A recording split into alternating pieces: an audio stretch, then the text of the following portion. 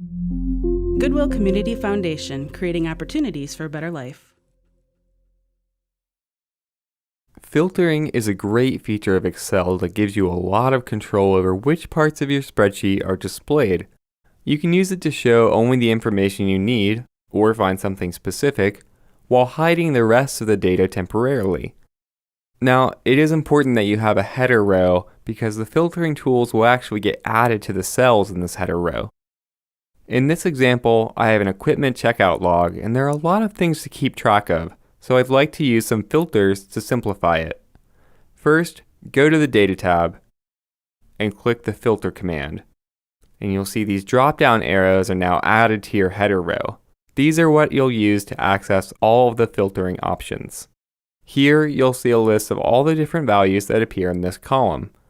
I'd like to just view the laptops and projectors, so I'll uncheck this box to quickly deselect everything, then check Laptop and Projector.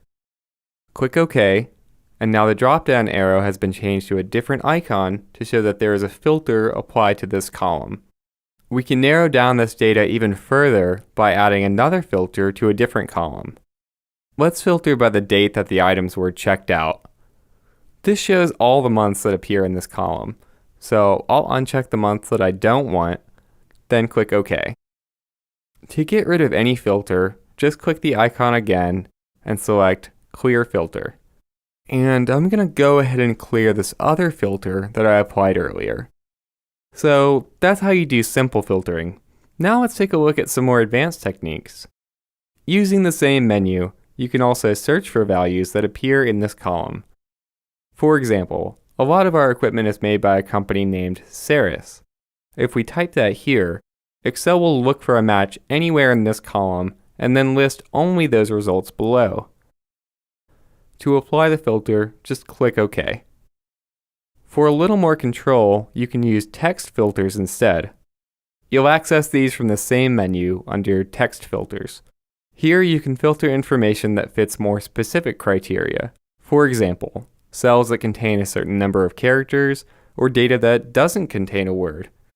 In this example, we're going to choose Does Not Contain and then enter Laptop to exclude anything that contains this word, including laptops and laptop travel bags. Click OK, and Excel will refilter the data. Next, let's say that I only want to show items where the ID number is between 3000 and 6000.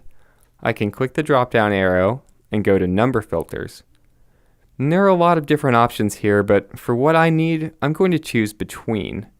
Now I can type whatever values I want for these two fields. So this filter will show things that are greater than or equal to 3000 and less than or equal to 6000. Click OK, and now all of these values are between 3000 and 6000. Date filters are really cool because they can display data from a certain time period, such as last week, last year, between two dates, and so on. In this example, I'd like to find out which items were checked out between July 15th and August 15th. I'll select Between, and then in the dialog box that appears, I'll use this calendar icon to select July 15th and August 15th. Then click OK.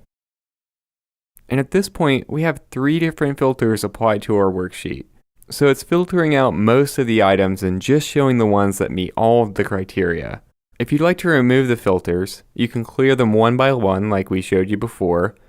You can click the Clear command in the Sort and Filter group to clear all active filters, or you can turn off filtering altogether. Just click the Filter command to do this.